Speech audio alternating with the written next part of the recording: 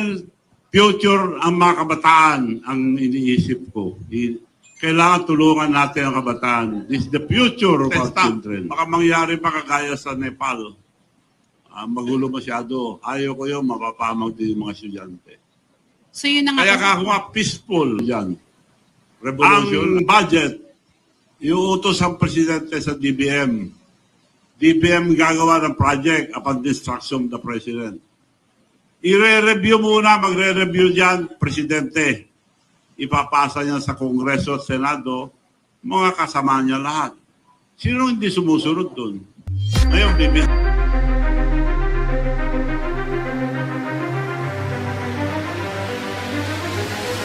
Hi boss, another video, another issue.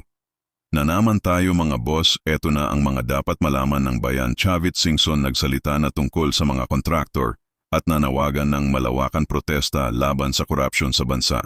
Pero meron pa sa rin kay PBBM. Bago natin umpisahan ang video, huwag mo kalimutan mag-like, share at subscribe bossing. Push mo na rin notification bell. Salamat bossing. Panahon na ni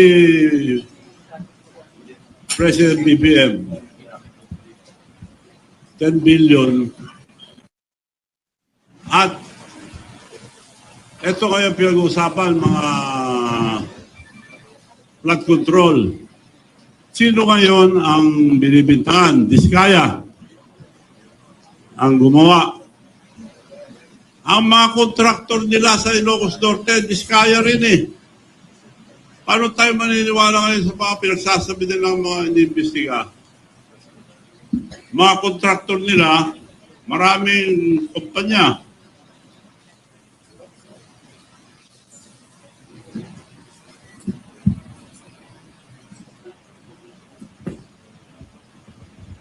Sa Ilocos Norte lang, St. Matthew General Contractor and Development Corporation, 962 million plus, almost a billion. St. Gerard Construction General Contractor and Development Corporation, 608 billion. Alpha and Omega General Contractor and Development Corporation, St. Timothy Construction Corporation. Apat ito sa Ilocos Norte. Paano nila hindi alam ito? Probinsya niya ito. Paano tayo maniniwala ngayon sa kay Presidente?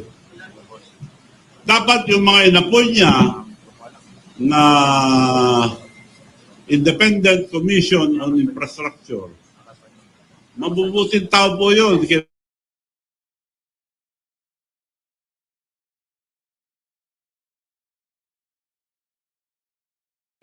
Yung pinsan ko yung isa, si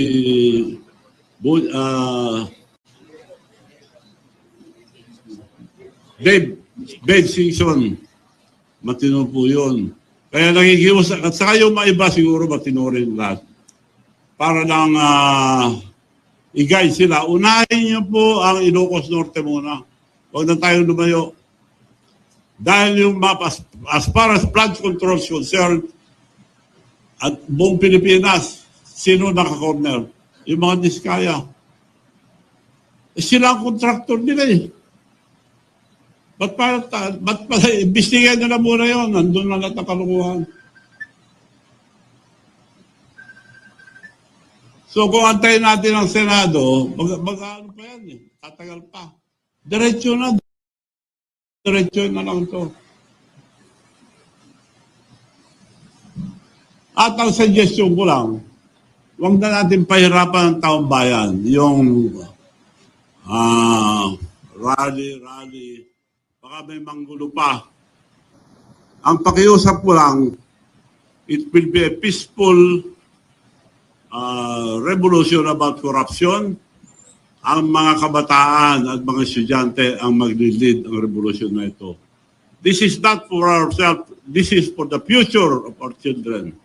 Mga kabataan, pabayaan natin sila. Sila mag-lead itong revolusyon para matanggal ang graft and corruption. Ang suggestion ko lang, ewan ko kung papayag sila, huwag na tayo magpunta sa kalye, baka guluhin pa nila. High school and colleges, pero yung mga nasa kindergarten, yung mga elementary, tuloy ang pag-aaral. Hinto muna sila hanggat di bumababa lahat ng mga korap sa gobyerno.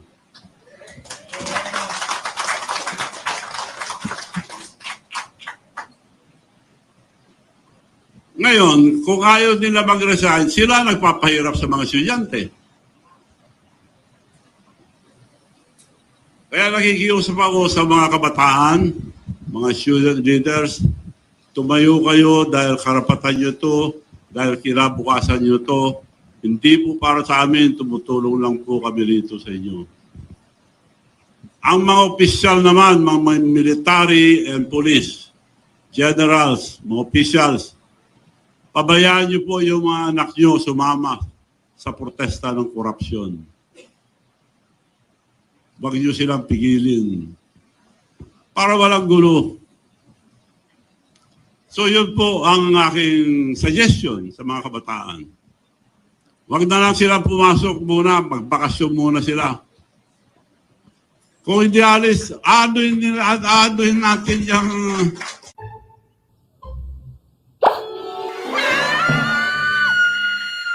Basta di sigurado! Sa Shopping Mall, guaranteed authentic! Authentic na lagi yung bibilin ko. Sigurado sa Shopping Mall!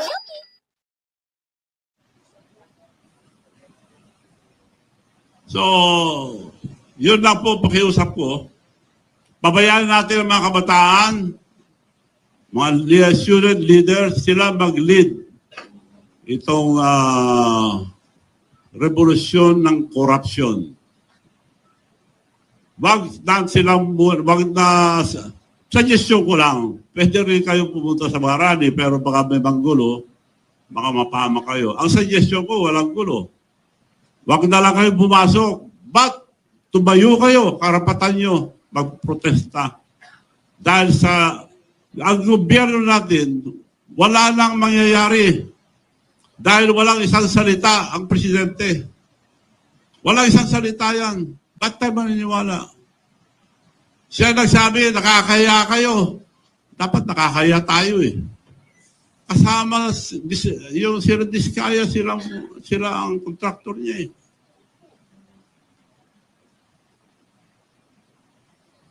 So ang pakiusap ko po, ang mga student leaders, mga kabataan, to lead this peaceful revolution for corruption. Dahil ano nyo ang wala na tayong pag-asa sa buhay. It is your future. This is your future. Yung mga kabataan, hindi po sa amin. Tumutulong lang po kami pagpaliwanag dahil mukhang naliligaw tayo eh. Investigasyon sa Senado, wala nangyayari. Paikot-ikot lang tayo. So, yun lang po. Maraming salamat and I'd like to entertain any question.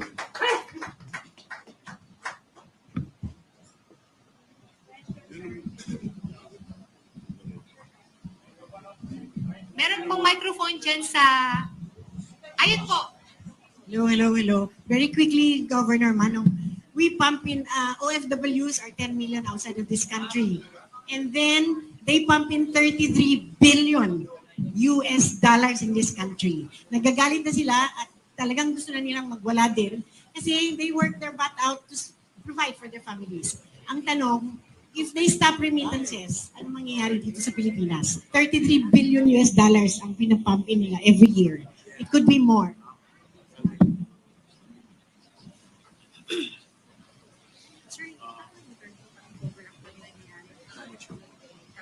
Pwede rin yun, pero hindi na dapat yun para di mahirapan yung mga kamag-anak nila rito. Yan pinakamagandang naisip ko, yung wag na lang pumasok. Kung gusto nila ituloy ang mga estudyante, dapat mag-resign lahat ng korap. At lahat ng mga politician, wag tayong makialam, pabayaan natin ang kabataan magprotesta. Because this is for your future. Mga kabataan, sila, hindi tayo. Sila na masisira kung di pa tayo tutulot kikilos. Pwede rin yung suggestion nyo, pero wag na dahil mahirapan ng mga kamag-anak nila. Okay. Sir, good afternoon. Sheena Torno from SMNI News dito po, sir. Sir, your reaction lang kasi this week nag-resign si House Speaker Romualdez at sa gitna nga ng kontrobersyal na maanumalyang flood control project. And ngayon, sinasabi ng mga kongresista, especially Sandro Marcos, na pinapauwi na nga itong si Representative Zaldico dahil nga sinasabi na siya ang nasa likod ng mga katiwalian dito sa flood control. Sir, sa tingin nyo, damage control lang itong ginagawa nila para hindi lumala yung galit ng taong bayan? Ang pinalit, mabuting tao yan, si Buji D. Pampaganda lang nila yan. Pero kung tutuusin mo, same dog, different color. Paano siya susunod din sa naglagay sa kanya yan? 10 beses mo palitan ang speaker, ganun pa rin. Palitan natin lahat ng korap na opisyal. Follow up lang, sir. So, ibig sabihin, useless yung ginagawang pagdinig, especially po sa Kamara. Useless. Wag na tayo maglukuhan. Paikot-ikot lang po tayo. Tracy Cabrera po sa Daily Chronicle. Pati lang daw muna po ni Edis Moynihan. Anyway, ang tanong ko po ganito, kasi kausap ko si Mayor Magalong kaninang maga. And his comment was like, sa House at saka sa Senado, you can divide the members. Yung isa, pro Duterte, yung kabila, pro Marcos. Ang makakalungkot lang daw po, ang sabi niya, walang para sa bayan. Para si Duterte, para kay Marcos, walang para sa bayan. Ano reaction niyo po sa comment ni Mayor Magalong na gano'n?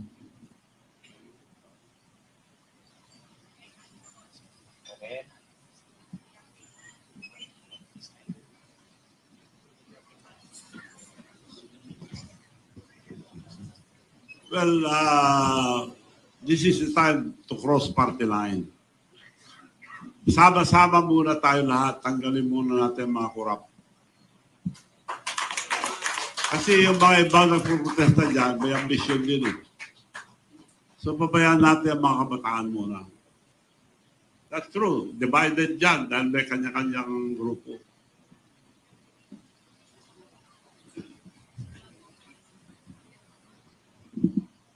Hi, Madam Chavit. Good afternoon po. Ang question ko po, I'm Janice Navidov po from Bulgar. Ang question ko po, yung sinabi niyo earlier na walang isang salita ang ating Pangulo. Pwede po bang malaman kung saan po saan po yung pinaghuhugutan niyo ng statement po niyo na yan? Sample. Saan po nanggagaling yung statement niyo na walang isang salita ang ating Pangulo? Ayaw ko impeachment, sabi niya. Pumirma yung anak niya una ng impeachment. Madalian niyo yung impeachment. Presidente siya, dapat sinusunod ng mga congressman. Puro tao nila eh. Majority.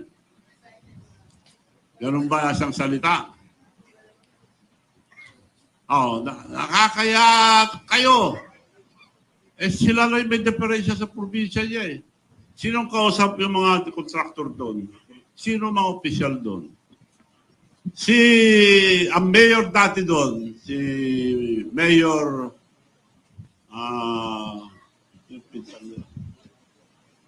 Michael Kion. Tinanggal nila. Nung una, pinalabanan nila, mabuti na dalo. Pinalabanan ulit nila ng kontraktor. Ngayon, yung nakaupong mayor ngayon sa Lawag, sila ang kontraktor. May picture sila, tinataas pa ni BBM sa si Sandro yung kontraktor nila. Bago mayor. Ito, galing sa Rappler to. Hindi galing sa akin. Oh. Nakataas ang kamay yung kontraktor nila. Ibig nyo sabihin, yung kontraktor lang kikita yan, sila naglagay. At sabi sa akin yung pinsambu niya, Michael Kion, former mayor. Nung ikampanya ko si Marcos sa BBM, Manong, you know the Marcoses, they will just use you. Hindi ako maniwala doon, totoo pala. Kako nga, may Alzheimer pala eh. Nakasibutan lang kami. So, mismo pinsan niya nagsabi, they will just use you, Manong, nagpapagod ka lang, sabi sa akin. Totoo nga. Sumama ako dahil maganda yung plataforma. Pagkakaisa, kailangan sama-sama tayo lahat sa kaunlaran. Ano nangyayari ngayon? Agad. Ibig sabihin po ba nung panawagan nyo na bumaba ang mga korap ay kasama po ang ating Pangulo? Ikaw nagsabi. Tinatanong ko po. Kaya po tinatanong ko, Manong Chavit, kung ibig sabihin po ba kasama ang ating Pangulo sa panawagan nyo? Katulad po na sinabi nyo kanina. Sinabi ko na eh. Okay, so hindi po kayo natatakot sa mga binibitiwan yung salita po ngayon? Kung gusto nila, samahan ko sila sa kulungan. Sakripisyo ako. Kung meron sila, inuumpisa nila akong bakbakan. Kung meron sila ang patunay na ako corrupt, pakukulong ako. Now, to give you one example, nag-mayor ako sa Narbacan dahil gusto ko lang tanggalin yung mga corrupt doon. One term. Wala kaming palengke, wala kaming bagong munisipyo. All the towns of Ilocosur, bago ang palengke, bago ang munisipyo nila, except Narbacan. Anong ginawa ko? Nagbigay ako 10 hectares, binibili nila ng 500 million, 5,000 per square meters. 10 hectares, di halagaan ng 500 million. Tinatawaran sa akin ng 500 million. Ang worth noon, 800 at the time. Ngayon, 15,000 na per square. Anong ginawa ko? Did I took advantage? No. Hindi ko binenta sa munisipyo. Ngayon, nakatayo ng palengke bago, munisipyo, lahat. Binigay ko lang ng 1.2. Lugi kagad ako ng 380 million. Ang leadership is sacrifice. Hindi panghuhurakot. Okay po. Yung next question ko po, bakit po naisip nyo na ang kabataan ng gusto nyong magsimula ng peaceful rally? Dahil future ang mga kabataan ang iniisip ko. Kailangan tulungan natin ang kabataan. This is the future of our children. Saan sila pupunta kung puro 17 trillion na utang natin? Umuutang pa tayo, nawawala naman lahat sa mga corrupt. Kaya kailangan sila mag-lead para walang masabi ang tao na politician yan, maraming mga bintangan, inggitan. Mga kabataan mag-lead, supportan natin sila. Student leaders, tumayo po kayo. Dahil kinabukasan nyo ito, hindi namin kinabukasan. So may nihahanda na po ba kayong hakbang para kayo pong magpasimula? Suggestion ko lang yun kung gusto nila. Yun ang the most peaceful. Ngayon, yung mga ibang nila, sinasama sila sa protesta. Baka mangyari pa kagaya sa Nepal. Magulo masyado. Ayaw ko yun, mapapamag din yung mga estudyante. So yun na nga. Kaya ako nga peaceful revolution against corruption. So sa tingin niyo po, paano natin masisiguro na hindi sila magagamit ng any sector para sa pansarili nilang agenda? Kaya nga nakikiusap ko rito, kasapin natin lahat. Pabayaan natin ang mga kabataan ngayon kumilos.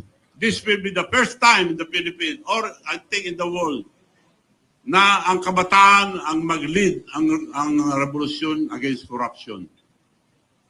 Pakita natin sa buong mundo na hindi tayo gagaya sa iba na magulo. May namamatay, may nababasag, may nasisira. Yun lang po ang suggestion ko. Kung okay sa kanila yan, well and good. Okay, maraming salamat po. Good afternoon, Gov. I'm Susan ng Filipino Mirror. Kanina po binanggit nyo na ang presidente kasama doon sa minention nyo kanina. Can you name names?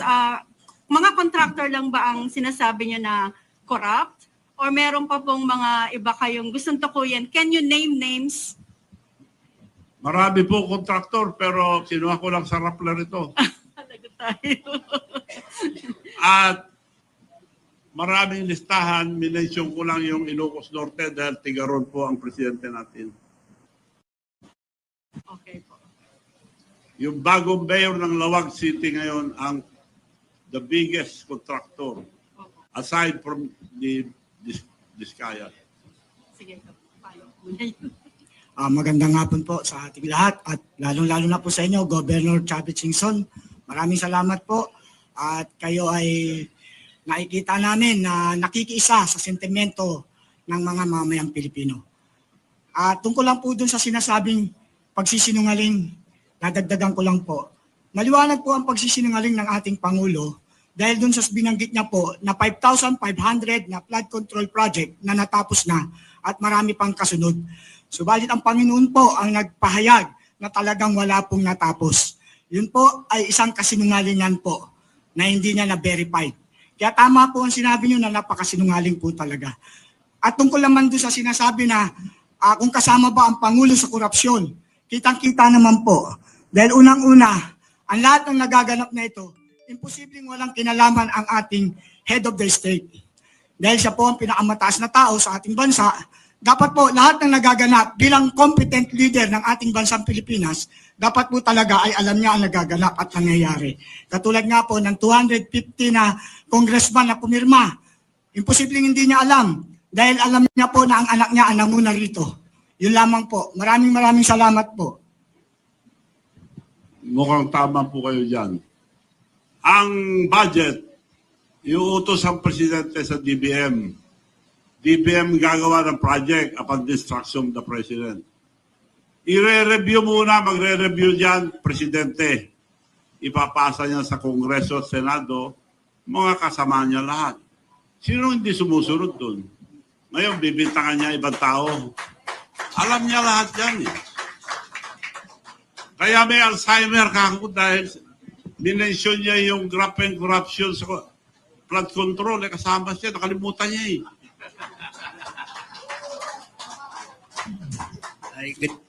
Good afternoon, Coffee Manalo from the Daily Chronicle.